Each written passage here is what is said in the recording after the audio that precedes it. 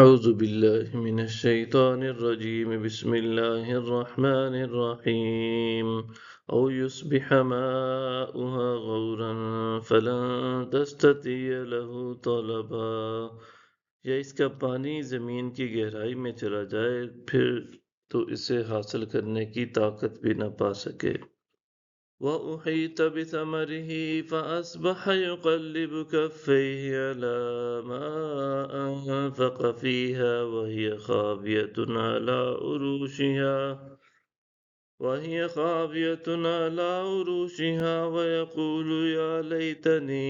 لَمْ أُشْرِكْ بِرَبِّي أَحَدًا۔ اور اس تکبر کے باعث اس کے سارے پھل تباہی میں گھیر لیے گئے،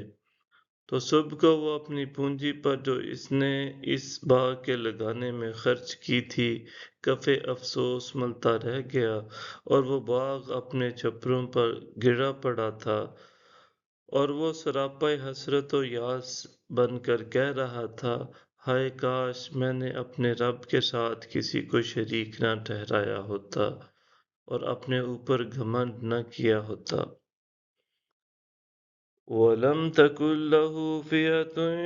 يَنْصُرُونَهُ مِنْ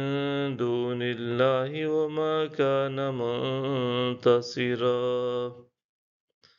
اور اس کے لیے کوئی گروہ بھی ایسا نہ تھا جو اللہ کے مقابلے میں اس کی مدد کرتا، اور نہ وہ خود ہی اس تباہی کا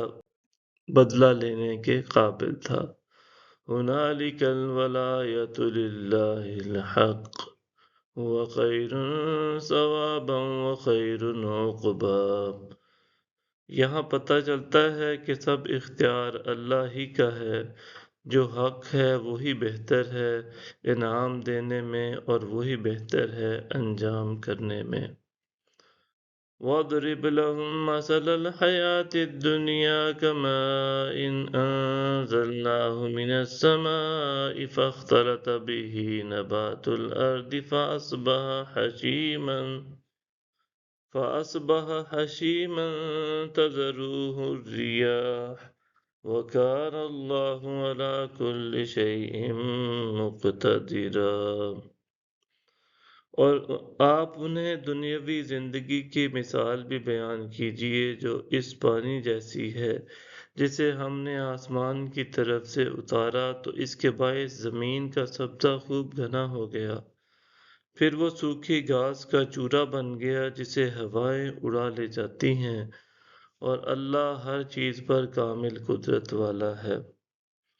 المال والبنون زینة الحیاة الدنیا والباقیات الصالحات خیر عند ربک ثوابا